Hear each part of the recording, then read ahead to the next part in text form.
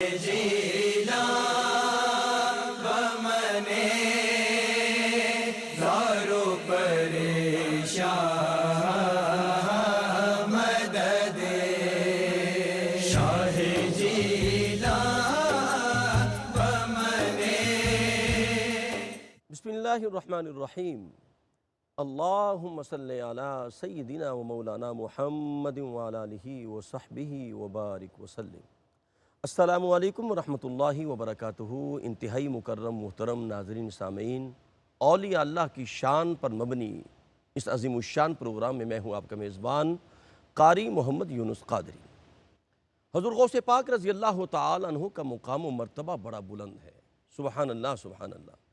آپ شریعت اور طریقت کے امام ہیں، امام اکبر ہیں۔ امام ابو البقاء بیان کرتے ہیں کہ یحییٰ بن نجاح الادیب النحوی بہت بڑے نحو کے امام، بہت بڑے فصاحت و بلاغت، شعر و ادب کے امام تھے۔ وہ ایک مرتبہ غوث پاک رضی اللہ تعالی عنہ کی مجلس میں حاضر ہوئے اور پیچھے جا کے بیٹھ گئے، اور ان کے دل میں آیا کہ غوث پاک رضی اللہ تعالی عنہ کو فصاحت و بلاغت سے، کوئی شعر و ادب سے بھی شغف ہے۔ تو حضور غوث پاک رضی اللہ تعالی عنہ نثر میں گفتگو کر رہے تھے، آپ نے اگلی ساری گفتگو نظم میں شروع کر دی، ساری گفتگو اشعار میں آپ نے شروع کر دی۔ تو یحییٰ بن نجاح الادیب النحوی کے پاس ایک بہت بڑا دھاگا تھا، تو انہوں نے اس دھاگے کو گرہ لگانا شروع کر دی۔ ایک شعر پڑھتے تو ایک گرہ لگا دیتے، دوسرا پڑھتے تیسرا لگا دیتے، چوتھا پڑھتے چوتھا لگا دیتے۔ دھاگا کافی لمبا تھا۔ غوث پاک رضی اللہ تعالی عنہ ساری گفتگو ہی اشعار میں کی۔ وہ یحییٰ بن نجاح الادیب النحوی کا دھاگا جو تھا وہ ختم ہو گیا، گرے لگا کر جب دھاگا ختم ہو گیا تو غوث پاک رضی اللہ تعالی عنہ نے یحییٰ بن نجاح الادیب النحوی کی جانب اشارہ کر کے کہا، انا احل وانت تعقد، اے امام یحییٰ بن نجاح الادیب النحوی، میں لوگوں کی گرہ کھولتا ہوں تو گرہ لگا رہا ہے۔ تو غوث پاک رضی اللہ تعالی عنہ دلوں کی گرہ کھولتے تھے، شقاوت کی گرہ بھی کھولتے تھے۔ آپ شریعت کے بھی امام اور طریقت کے بھی امام ہیں۔ الحمدللہ آج کے ہمارے پینل میں انتہائی مکرم شخصیت جلوہ فرما ہے، انتہائی محترم معظم مکرم جناب حضرت علامہ مولانا قبلہ ڈاکٹر مفتی عرفان اللہ سیفی صاحب جلوہ فرمائے۔ السلام علیکم قبلہ۔ آپ آتے ہیں تو رونق آ جاتی ہے اسٹیج پہ، اللہ آپ کو سلامت رکھے۔ ہمارے ساتھ جلوہ فرما ہے ARYQ TV کے بڑے محبوب اسپیکر ہیں اور اسکالر ہیں، بہت خوبصورت گفتگو کرتے ہیں، حضرت علامہ مولانا مفتی غلام یاسین نظامی صاحب۔ السلام علیکم ورحمۃ اللہ۔ وعلیکم السلام۔ قبلہ آپ ٹھیک ہیں جی؟ الحمدللہ۔ ہمارے ساتھ پاکستان کے معروف و مقبول ثنا خان مصطفیٰ، جنہوں نے کئی مقابلوں میں ون کیا، اللہ پاک نے بڑی عظمتوں سے نوازا ہے، جناب عزت ماں محترم المقام جناب لیاقت بھی تشریف فرمائے۔ السلام علیکم ورحمۃ اللہ۔ وعلیکم السلام۔ قبلہ آپ سے آغاز کرتے ہیں نعت رسول مقبول صلی اللہ علیہ وسلم سے، نعت رسول سے ہمارے قلوب کو معطر کریں۔ خزاں نصیب درختوں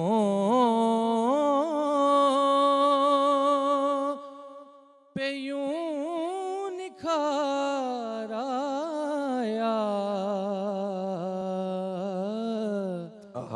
تمہارا نام لیا موسم بہار آیا،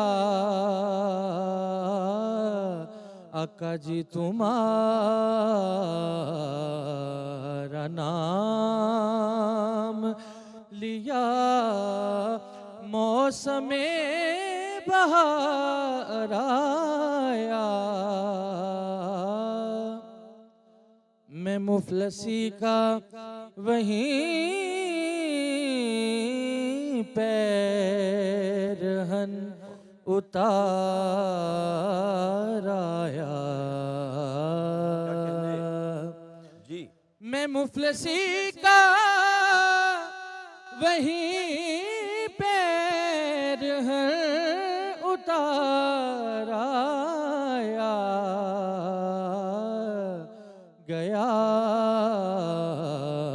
فقیر تھا بن کر میں تاجدار آیا، اور جدھر سے گزروں میرے ہاتھ لوگ چومتے ہیں، جدھر سے گزروں میرے ہاتھ لوگ چومتے ہیں، میں چند گھڑیاں مدینے میں کیا گزارایا، تمہارا نام تمہارا نام تمہارا نام لیا، موسم بہار آیا اور گیا جو آپ کا دشمن بھی آپ سے ملنے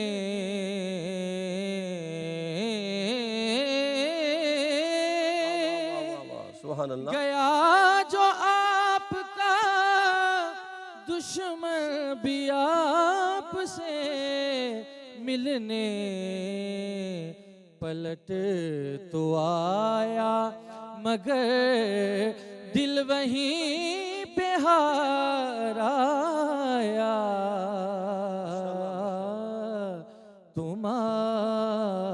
تمہارا نام لیا، موسم بہار آیا۔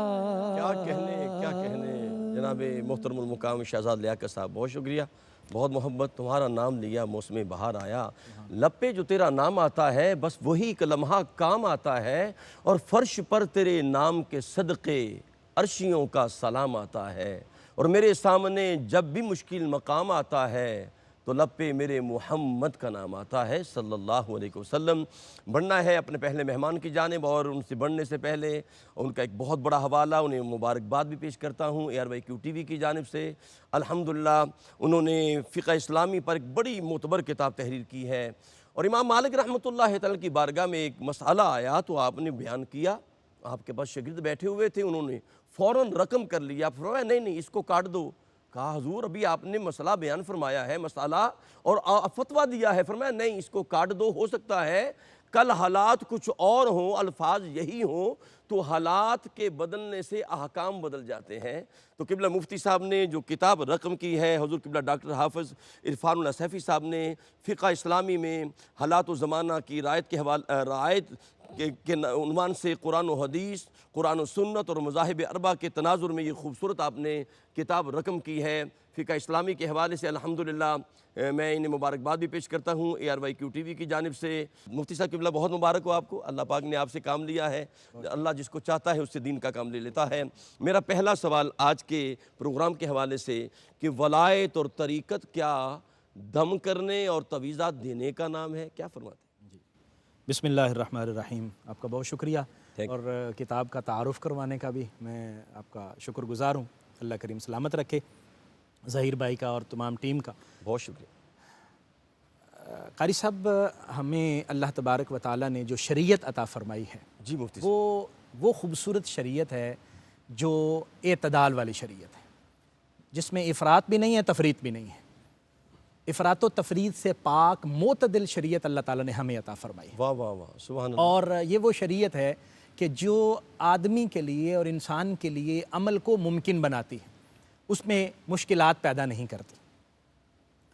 نبی کریم صلی اللہ علیہ وسلم کی تعلیمات سے ہمیں یہ بات واضح ہوتی ہے کہ شریعت اصل میں اللہ کے احکام پر عمل کا نام ہے، ٹھیک ٹھیک، اور طریقت اس کے اخلاص اور اس کی گہرائی اور اس کی اصل تک پہنچنے کا نام ہے۔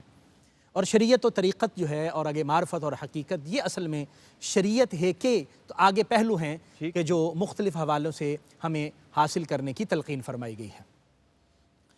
جہاں تک آپ کے سوال کا تعلق ہے، شریعت کے اندر دم کی اجازت موجود ہے، ٹھیک ہے، تعویذ کا بھی تصور موجود ہے، صحیح، لیکن یہ بات یاد رکھیے گا کہ اس کا ولایت کے ساتھ تعلق نہیں ہے۔ اللہ، یعنی یہ نہیں ہے کہ جو دم اور تویز کرتا ہوگا وہ ولی ہوگا اور جو دم تویز نہیں کرتا وہ اللہ کا ولی نہیں ہوگا، ایسی کوئی بات نہیں ہے۔ ٹھیک، بالکل ٹھیک۔ بہت سارے بلکہ ہزارہا اللہ کے ولی ایسے گزرے ہیں کہ جو دم اور تویز نہیں کرتے لیکن وہ اللہ کے ولی اور بہت بڑے بڑے مقامات پر فائز ہیں۔ اور اگر ہم اولیاء اللہ کے احوال کو پڑھیں، حضور غوث پاک رضی اللہ تعالی عنہ کے احوال کو پڑھیں تو کم مرتبہ ہمیں دیکھنے کو ملتا ہے کہ آپ نے کوئی دم فرمایا ہو۔ ٹھیک ہے، آپ کی طبیعت اور آپ کا جو طریقہ ہے اور شب و روز جو ہمیں نظر آتے ہیں وہ کیا ہیں جی؟ وہ قرآن کا درس دیتے ہوئے نظر آتے ہیں، وہ لوگوں کو شریعت پر عمل کی تلقین کرتے ہوئے نظر آتے ہیں، وہ نیکی کا حکم دیتے اور برائی سے روکتے ہوئے نظر آتے ہیں۔ یعنی یہ ساری چیزیں ہمیں نظر آتی ہیں، لیکن کوئی باقاعدہ دیکھیں کہ حضور غوث پاک کو دم فرمانے کے لیے بیٹھے ہوں، کوئی وقت مقرر کیا ہو یا دیگر اولیاء کرام، تو ایسا نہیں ہے۔ مفتی صاحب آج کل تو ہم دیکھتے ہیں کہ باقاعدہ ٹائمنگ لکھی ہوتی ہے، جی جی، صبح 9 سے 2 بجے تک، پھر شام 4 سے جناب رات 9 بجے تک تویزات لینے کے لیے لائنیں لگی ہوتی ہیں، نہ کوئی وہاں قرآن کا درس ہے نہ حدیث مصطفیٰ، تو یہ بہت بڑا المیہ ہے۔ جی، اور میں یہ عرض کروں اس میں بہت زیادہ اصلاح کی ضرورت ہے، ٹھیک ہے، لیکن ساتھ ہم بالکل دم کا یا تعویذ کا انکار بھی نہیں کر سکتے۔ انکار بھی نہیں، اس میں قطعاً دو رائے نہیں ہے کہ جو شرعی احکام کے اندر رہ کر اور شرعی حدود کے اندر رہ کر دم ہو تعویذ ہو وہ بالکل درست ہے اور اس میں کوئی شک نہیں ہے۔ اور پھر دم اور تعویذ وہ شخص کرے جو متقی اور پرہیزگار ہو، تقوی اور پرہیزگاری۔ چند ایک شرائط ہیں جو اس حوالے سے پیش نظر رکھنی چاہیے۔ پہلی بات تو یہ ہے کہ وہ جو دم یا تعویذ ہے وہ شرک پر اور کفر پر مشتمل نہ ہو، شرکیہ اور کفریہ الفاظ نہ ہوں۔ دوسری بات یہ ہے کہ وہ سمجھ آنے والی چیز ہو، قرآن کے الفاظ ہوں، حدیث کے الفاظ ہوں، یا ایسے بزرگوں کے کلمات ہوں جو خیر پر مبنی ہیں، جن کا پتہ چلے کہ کیا ہے۔ جی ٹھیک ہے، ٹھیک ہے، اور پھر جتنا زیادہ وہ صاحب مسند متقی پرہیزگار ہوگا اللہ کریم اس کی زبان کے اندر اتنی ہی برکتیں رکھے گا۔ ہمیں حضرت بابا فرید گنج شکر رحمۃ اللہ علیہ کی وہ مثال یاد آتی ہے کہ ایک شخص آتا ہے تو آپ مٹی کا دھیلا اس کو پھونک مار کے سورہ فاتحہ پڑھ کے پھونک مار کے دے دیتے ہیں اور وہ سونے کا بن جاتا ہے۔ اللہ اکبر، اللہ اکبر۔ وہ بھی کہتا ہے کہ یہ کون سی بات ہے، سورہ فاتحہ تو مجھے بھی آتی ہے، جی، وہ بھی پڑھ کے دم کرنا شروع کر دیتا ہے اور ڈھیلوں پر دم کرتا ہے کہ یہ سونے کا ہو جائے، لیکن نہیں ہوتا۔ پھر آ کے حضور کی حضرت بابا صاحب رحمۃ اللہ علیہ کی بارگاہ میں عرض کرتا ہے حضور میں نے بھی سورۃ فاتحہ پڑھی تھی، آپ فرماتے ہیں کہ سورۃ فاتحہ تو پڑھی تھی لیکن زبان فرید کی۔ تو مطلب یہ ہے کہ دم اور تعویذ کرنے کے لیے کوئی بابا فرید کا غلام بیٹھے، اہل اللہ کا غلام ہو۔ اس حوالے سے یہ بنیادی چیزیں جو ہے وہ ہمارے پیش نظر رکھنی چاہیے۔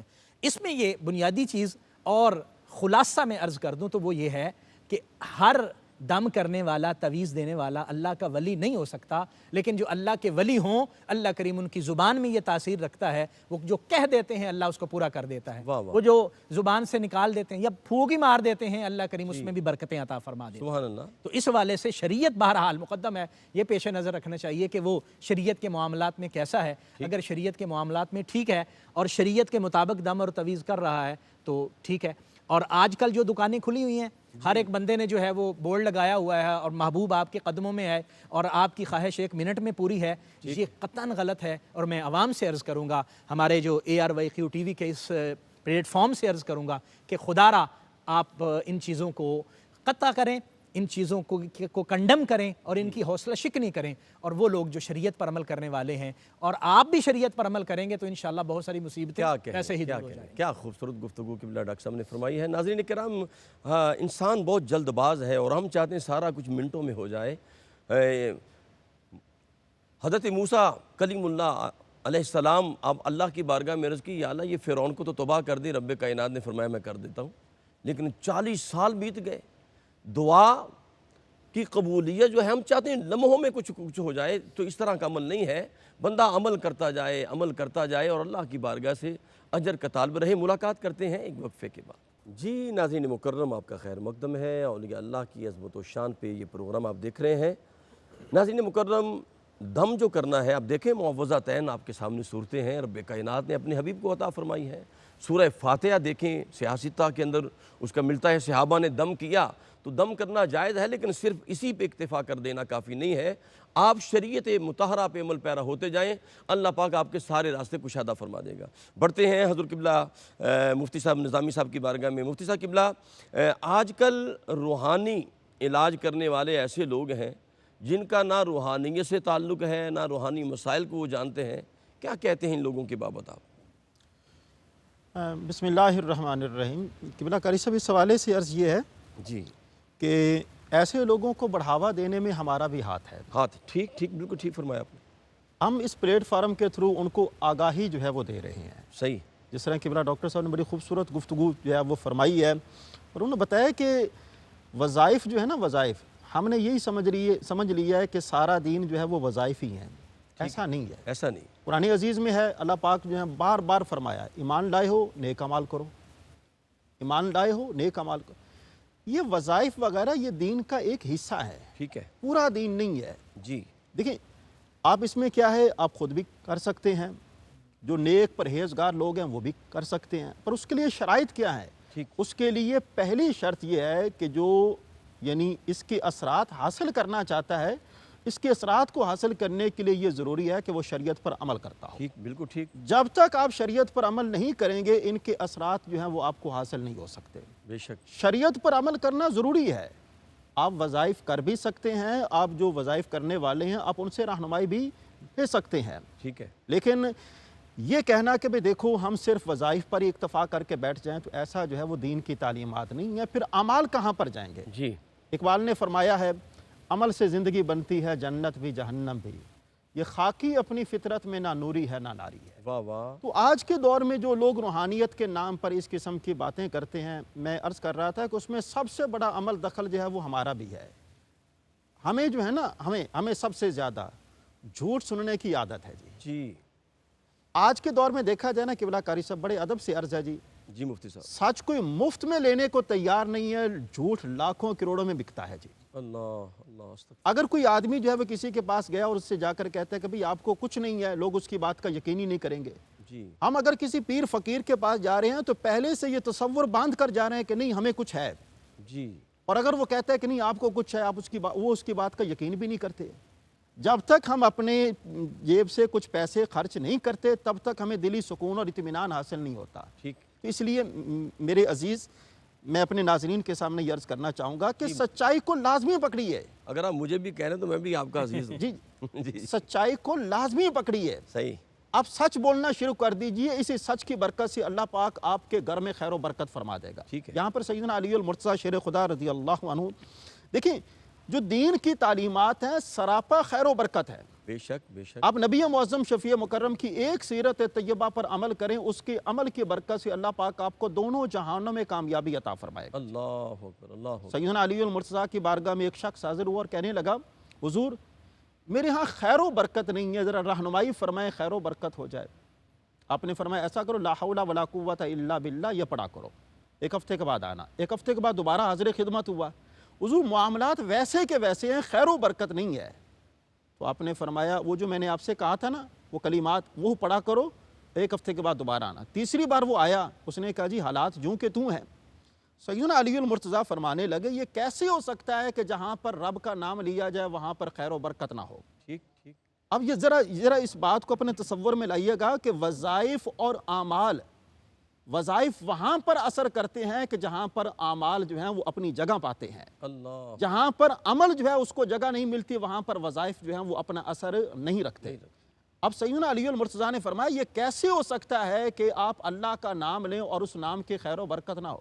پھر آپ نے فرمایا ایک بات بتاؤ، کیا تمہارے گھر میں تمہاری اپنی بیوی کے ساتھ نوک جھوک ہوتی رہتی ہے، جھگڑا وغیرہ ہوتا رہتا ہے، توں تڑاں جو ہے وہ ہوتی رہتی ہے؟ وہ کہتا ہاں یہ تو روز ہوتی ہے، یہ تو صبح دوپہر شام کا معمول ہے.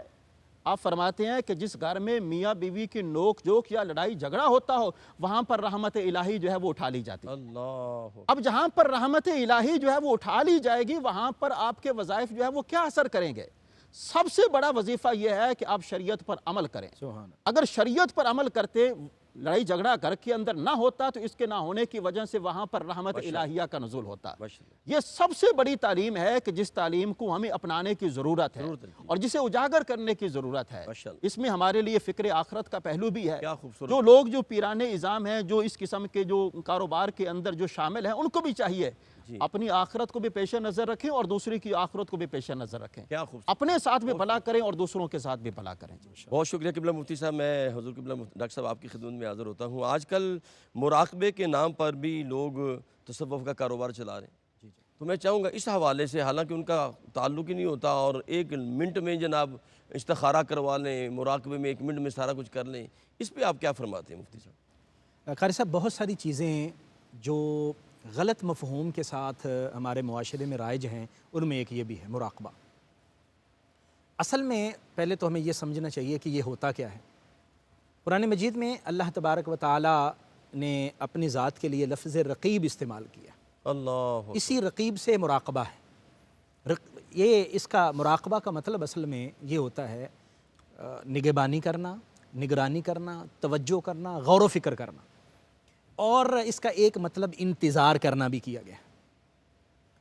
اصل میں مراقبہ کیا ہے؟ مراقبہ اصل میں یہ ہے کہ انسان اپنے دل کو اور اپنے اندر کو دیکھے کہ وہ اللہ تبارک و تعالیٰ کے ساتھ کتنا متعلق ہے۔ ٹھیک، بالکل ٹھیک۔ مراقبے کی کیفیت جو اصل میں دین نے ہمیں بتائی ہے وہ ہمیں اپنی عبادات اور معاملات کے اندر دیکھنے کی ہے، اور وہ جو مرتبہ احسان جو حضرت جبریل کے سوال میں نبی رحمت صلی اللہ علیہ وسلم نے ارشاد فرمایا، حدیث جبریل میں ہے کہ مل احسان، احسان کیا ہے؟ کیا کہنے؟ تو حضور نے فرمایا ان تعبد اللہ کأنک تراہ، بہت خوب، کہ تم اللہ کی ایسے عبادت کرو کہ تم گویا کہ اللہ کو دیکھ رہے ہو۔ واہ واہ واہ۔ تو عبادت کے اندر اس کیفیت کو مراقبہ کہتے ہیں کہ ہم عبادت کریں اور یہ خیال رکھیں کہ اللہ تبارک و تعالی ہمیں دیکھ رہا ہے۔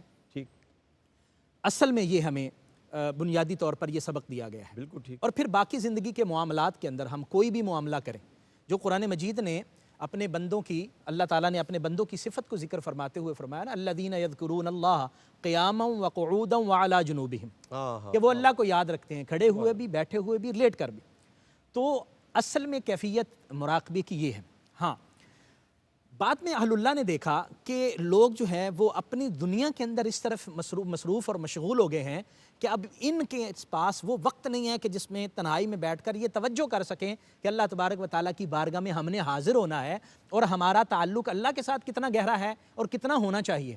تو انہوں نے اپنے اذکار اور عاد کے اندر ایک مراقبہ کی کیفیت کو بیان کیا کہ تم بیٹھ جاؤ ایک جگہ پر اور تنہائی میں بیٹھ کر اب تم اللہ کے حضور، تم نے یہ سمجھنا ہے کہ تم بس تم ہو، اللہ کی ذات ہے، اور اپنی کیفیت اللہ کے حضور کرو۔ اور اس طرح مختلف مراقبے کی کیفیات ہیں۔ آج کے دور میں مراقبے کو ایک اسپرچول تھیراپی اور اسپرچول ہیلنگ کے طور پر جو ہے وہ استعمال کیا جا رہا ہے۔ ٹھیک ٹھیک۔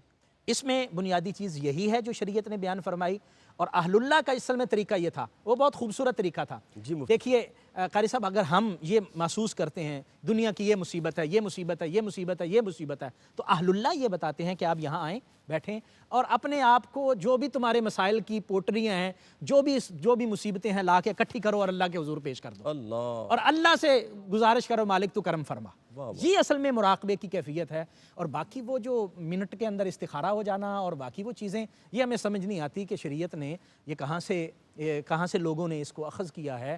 اور جس طرح ہمارے ہاں عام طور پر بیان کیا جاتا ہے کہ بندہ آنکھ بند کرتا ہے اور اس کو پتہ چل جاتا ہے کہ اس کا مسئلہ کیا ہے اور اس کو کتنے جادو ہوئے ہوئے ہیں اور کتنے لوگوں نے کہاں کیا کیا ہوا ہے، تو اس مراقبے کی ہمیں کوئی سمجھ نہیں ہے، اور نہ ہی اس مراقبے کا کوئی ہمیں شریعت میں کوئی تصور ملتا ہے۔ مراقبہ اصل میں اللہ کے حضور اپنے آپ کو پیش کر دینے کا نام ہے، اور اللہ کی طرف سے فیض اور نور کے انتظار کرنے کا نام۔ واہ واہ، کیا خوبصورت۔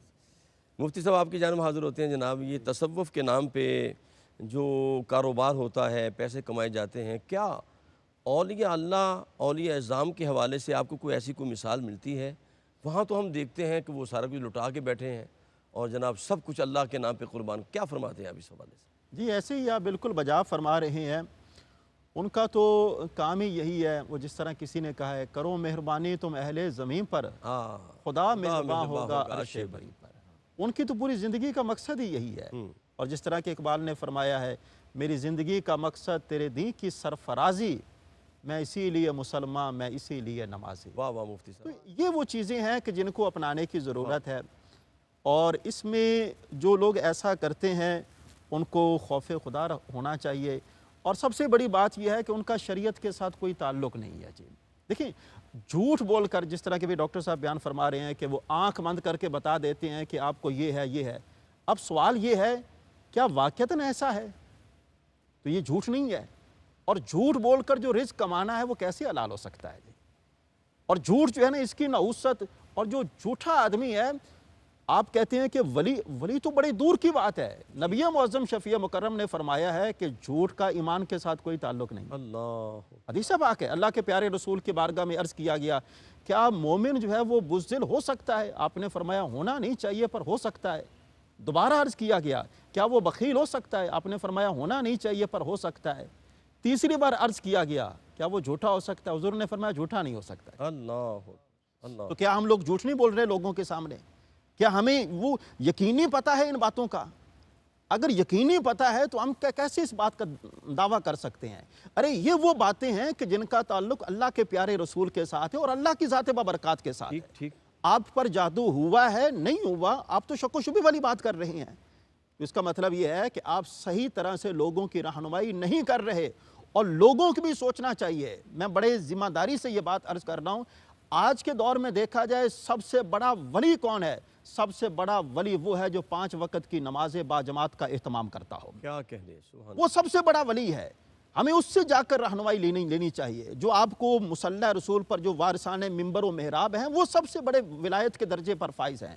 جو لوگوں کو دین کی تعلیمات دے رہے ہیں، جو آپ کو نماز با جماعت ادا کروا رہے ہیں، جو آپ کے حق میں دعائے خیر کا اہتمام کر رہے ہیں، وہ سب سے بڑے ولی ہیں۔ ٹھیک ٹھیک۔ اور سب سے بڑے ولی تو وہ ہیں کہ جو لوگوں کی ضروریات کو پورا کرنے والے ہیں۔ جی۔ لیکن اگر ایسی چیزیں نہیں ہو تو اس کا مطلب یہ ہے کہ آپ کا یہ والا عمل جو ہے یہ شریعت کے مطابق نہیں ہے۔ ٹھیک ہے۔ شریعت تو یہ ہے کہ مخلوق خدا کے ساتھ خدمت کرنے کا نام ہے۔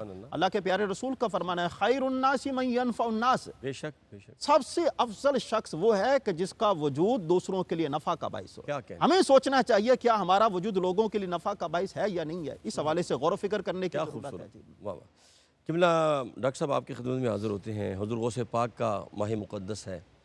میں چاہوں گا حضور غوث العظم رضی اللہ تعالیٰ عنہ کو جو رب کائنات نے مقام، مرتبہ، رتبہ، ولایت کے اندر عطا کیا اور معرفت کی حقیقت کا جو درجہ عطا فرمایا ہے، آپ شیخ اکبر ہیں، شیخ جن والبشر ہیں، شیخ انس ہیں، اور میں چاہوں گا اس پہ ہم گفتگو سیر اصل گفتگو میں کرنا چاہتا ہوں، لیکن آپ کی اجازت سے بریک کی جانب بڑھنا ہے، پھر آپ کی خدمت میں حاضر ہوتے ہیں۔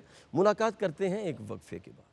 ویلکم ناظرین کرام، اولیاء اللہ کی شان پر مبنی یہ عظیم الشان پروگرام آپ دیکھ رہے ہیں۔ حضور غوث العظم رضی اللہ تعالیٰ عنہ کو رب کائنات نے جو مقام و مرتبہ عطا فرمایا، سبحان اللہ سبحان اللہ۔ رب کائنات نے آپ کو جو مرتبہ دیا ہے، جو مرتبہ سرکار دو عالم صلی اللہ علیہ وآلہ وسلم کا نبیوں میں ہے، غوث پاک رضی اللہ تعالیٰ عنہ کا مقام وہ تمام اولیاء مقدمین اور متاخرین میں ہے، اور آپ کی ولایت کا جو چشمہ ہے، جو دائرہ کار ہے، وہ کیا ہے؟ مفتی صاحب آپ بیان فرمائیں۔ سبحان اللہ۔ یہ سوال جو ہے جی اپنی بنیادی طور پر اپنی ذات میں بڑا مشکل سوال ہے، اللہ اکبر۔ کیونکہ حضور غوث پاک رضی اللہ تعالیٰ عنہ کا رتبہ کہاں اور ہم جیسے لوگ اللہ بے مایہ لوگ کہاں۔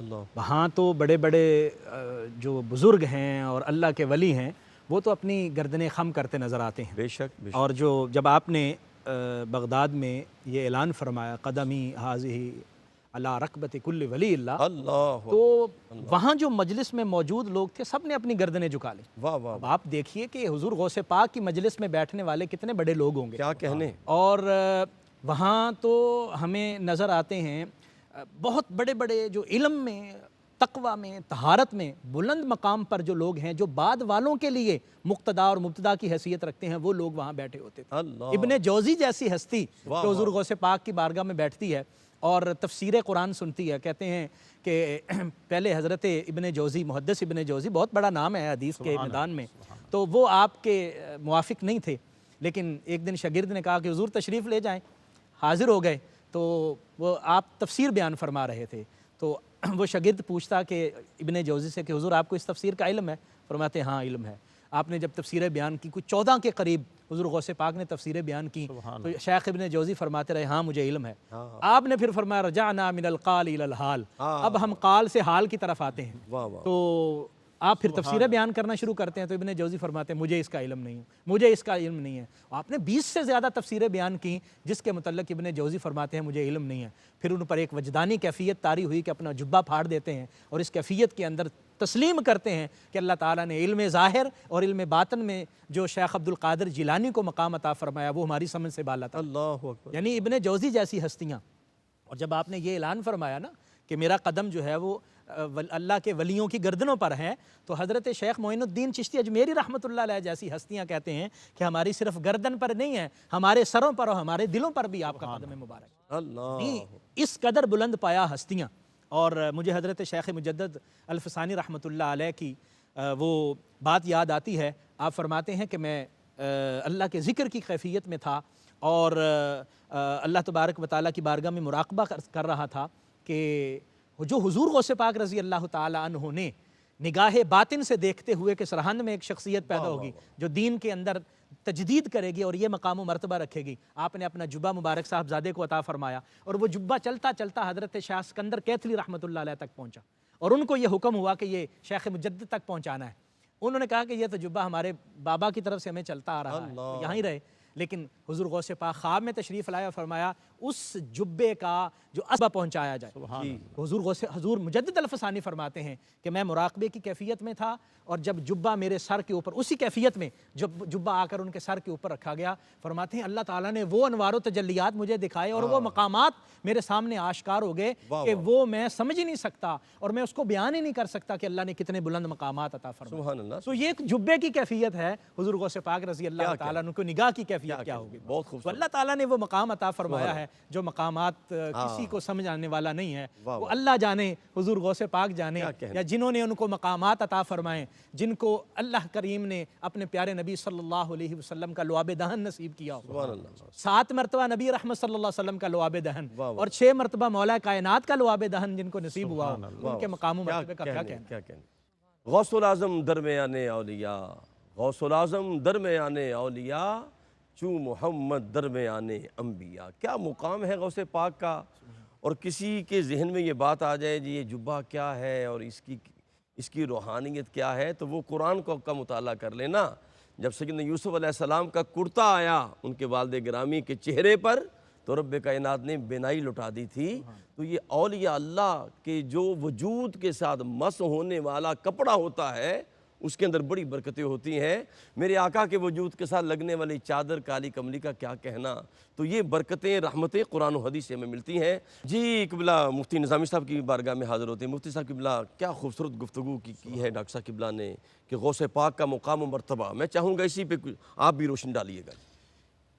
بسم اللہ الرحمن الرحیم. میں تو اس حوالے سے یہی عرض کروں گا ان کو محبوب سبحانی, قطب ربانی, کیا کہنے, شہباز لامکانی, کیا کہنے, محی الدین کا لقب ان کو دیا جاتا ہے. اللہ اکبر. کتنے یہ بڑے بڑے القابات ہیں اور جن پر انہوں نے عمل کر کے دکھایا. دستگیر, ساری زندگی مخلوق خدا کی خدمت کی ہے. ان کے مقام اور مرتبے کا تعین کرنا یہ ہمارے بس کی بات نہیں ہے. ہم تو در حقیقت ان کا ذکر کر کے اپنی آخرت کو, اپنی دنیا کو سنوارنے کی کوشش کر رہے ہیں. ان کا ذکر پاک جو ہے, میں بڑی ذمہ داری سے یہ عرض کروں, ان کا ذکر پاک ہمارے گناہوں کی بخشش کا ذریعہ ہے. نبی معظم شفیع مکرم کا فرمانا ہے نیک لوگوں کا ذکر کرنا گناہوں کا کفارہ ہے. اور آپ سے بڑھ کر نیک ہستی کون ہو سکتی ہے. میں یہاں پہ ایک بات عرض کرنا چاہوں گا کہ ہمیں چاہیے حضور غوث اعظم رضی اللہ عنہ کی تعلیمات جو ہیں ان میں سب سے بڑی تعلیم کیا ہے. آپ فرماتے ہیں خدا کے ہو جاؤ, خدا کی ساری خدائی تمہاری ہو جائے. تمہاری ہو جائے. واہ واہ واہ, کیا خوب. اور انہوں نے اس بات کو مثال کے ساتھ بیان فرمایا ہے. سیدنا امام حسن بصری رضی اللہ عنہ آپ سفر پر تھے. دوران سفر ایک جگہ پہ آپ نے دیکھا ایک چرواہا بکریاں چرا رہا ہے.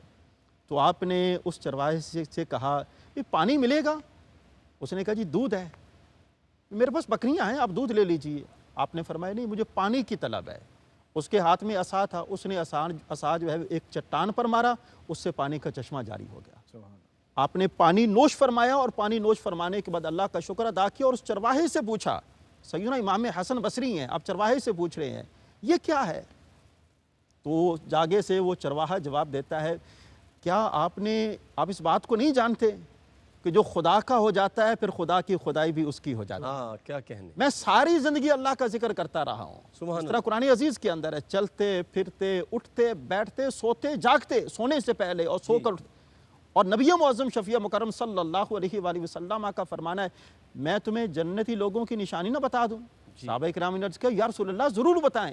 آپ نے فرمایا وہ شخص جنتی ہے جس کی زبان ہر وقت ذکر الہی سے تر رہتی ہے. کیا کہنے. ہمیں چاہیے کہ اپنی زندگی کے اندر اللہ کے ساتھ اپنا تعلق مضبوط بنائیں. اور اللہ کے ساتھ تعلق مضبوط بنانے کی پہلی صورت تو یہ ہے کہ اللہ کا زیادہ سے زیادہ ذکر کیا جائے. اس کائنات میں سب سے زیادہ ذکر کرنے والی ذات اللہ کی ہمارے پیارے رسول کی ہستی ہے. قبلہ مفتی صاحب, میں قبلہ حافظ عرفان صاحب، مفتی عرفان صاحب سے کچھ عرفان لینا چاہتا ہوں. جی جی اصل میں جو میرا مقصد تھا گفتگو کا، سوال کا، کہ آپ کی ولایت کا سرچشمہ جو ہے، یعنی علم جو آپ نے بیٹھ کے پڑھایا، علم کے حوالے سے حضور غوث پاک کی جو خدمات ہیں وہ ذرا بیان فرمائیے. جی، سب سے پہلے تو دیکھیے کہ علم کے حصول کے لیے آپ نے کیا کیا کوششیں کی ہیں. ٹھیک ہے. اب دیکھیے آپ خود جس گھر میں پیدا ہوئے اس میں اللہ تبارک و تعالیٰ کے انوار و تجلیات پہلے سے برس رہے ہیں. اللہ والدہ بھی اللہ کی ولیاں ہیں، والد بھی اللہ کے ولی ہیں. سبحان اللہ. ٹھیک ہے. اور آپ جب پیدا ہوئے تو یعنی قبل از ولادت آپ کی ولایت کے آثار نظر آ رہے ہیں. جب پیدا ہوئے تو لوگوں میں عام ہو گیا تھا کہ اللہ کا ولی پیدا ہو گیا. اور جب رمضان المبارک کا وہ مہینہ تھا تو آپ دودھ نہیں پیتے تھے، اس سے بھی پتہ چل گیا تھا اللہ کا ولی ہے. لیکن جو قابل ذکر بات یہ ہے کہ جب آپ بڑے ہوئے، سمجھدار ہوئے، والدہ نے مکتب میں بھجوایا، علم حاصل کرنا شروع کیا، پھر بغداد بھجوا دیا.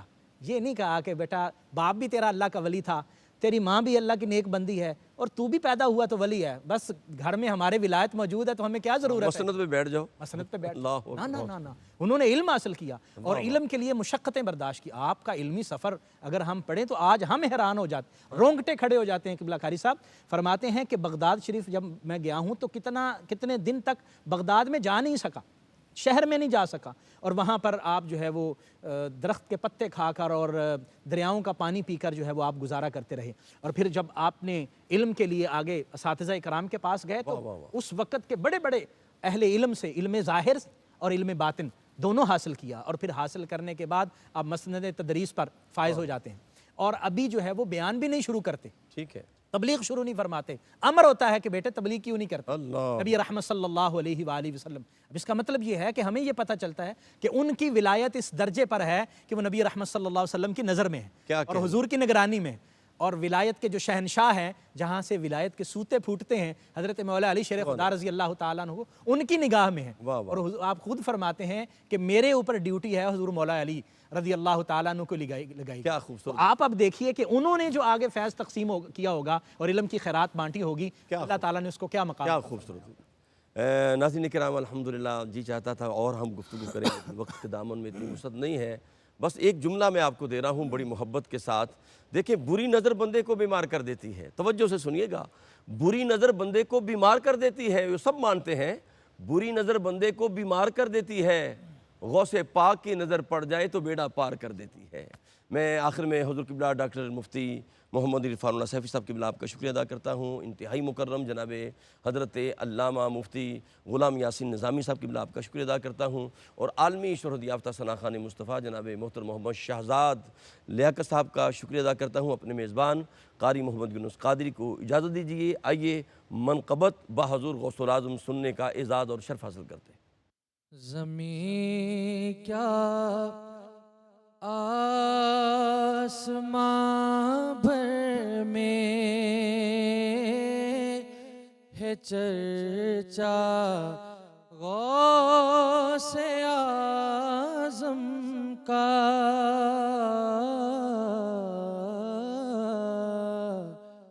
لگائیں کان جس جانب ہے شہرا غوث اعظم کا. کمالات ولایت میں شہ بغداد لاسانی. سبحان اللہ. کمالات ولایت میں شہ بغداد لاسانی. بلندی پر رہا پرچم ہمیشہ غوث اعظم کا. بلندی پر رہا پرچم ہمیشہ غوث اعظم کا. طریقت میں اگر اپنی کبھی پرواز رک جائے، اللہ اکبر، طریقت میں اگر اپنی کبھی پرواز رک جائے تو وظیفہ ہم کیا کرتے ہیں بس یا غوث اعظم کا وظیفہ ہم کیا کرتے ہیں بس یا غوث اعظم کا۔ فرشتے جن و انسان سب عقیدت مند ہیں ان کے، فرشتے جن و انسان سب عقیدت مند ہیں ان کے، خدا ہی جان